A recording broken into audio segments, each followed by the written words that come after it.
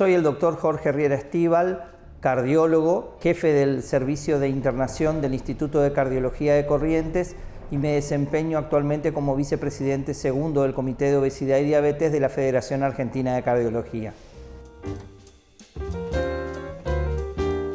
El índice de masa corporal es un parámetro que se utiliza para determinar los pacientes que tengan o no tengan obesidad. Lo que hace básicamente es relacionar el peso con la altura. Si bien es un marcador, un parámetro que se utiliza muy frecuentemente, tiene un concepto más bien epidemiológico, porque rápidamente permite clasificar a los pacientes de grandes poblaciones en pacientes que tengan sobrepeso, obesidad o que tengan normopeso.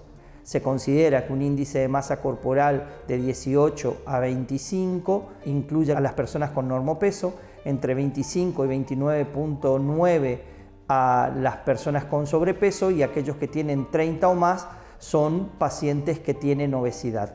Sin embargo, este parámetro no permite diferenciar el tejido graso del tejido muscular y tampoco permite diferenciar si ese tejido graso es un tejido graso corporal o es un tejido graso visceral.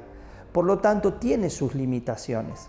Podemos poner, por ejemplo, que Arnold Schwarzenegger, cuando fue nombrado Mr. Músculo, tenía por valores de índice de masa corporal un valor muy cercano a la obesidad y sin embargo era una persona que tenía todo músculo.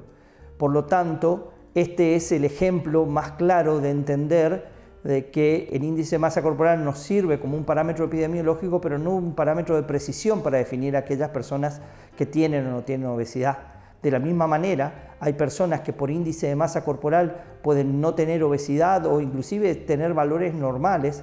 Sin embargo, esto se produce porque tienen menos cantidad de tejido muscular y tienen mucha más cantidad de tejido graso.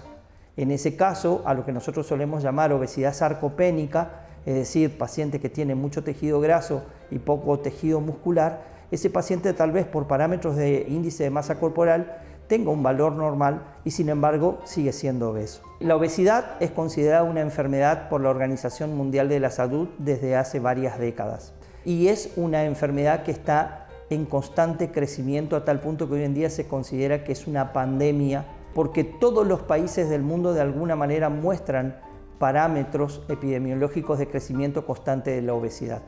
La Argentina no escapa a esa realidad. En la última encuesta nacional de factores de riesgo hemos podido observar que más del 60% de las personas tienen sobrepeso o tienen obesidad.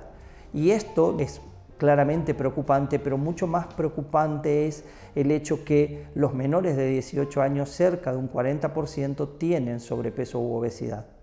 Esto nos indica entonces que cuando estamos hablando de población infantil o infanto-juvenil, 4 de cada 10 chicos van a tener ya sobrepeso u obesidad. Desde ese lugar también es muy importante entender que la obesidad se define como un aumento en la cantidad de tejido graso corporal.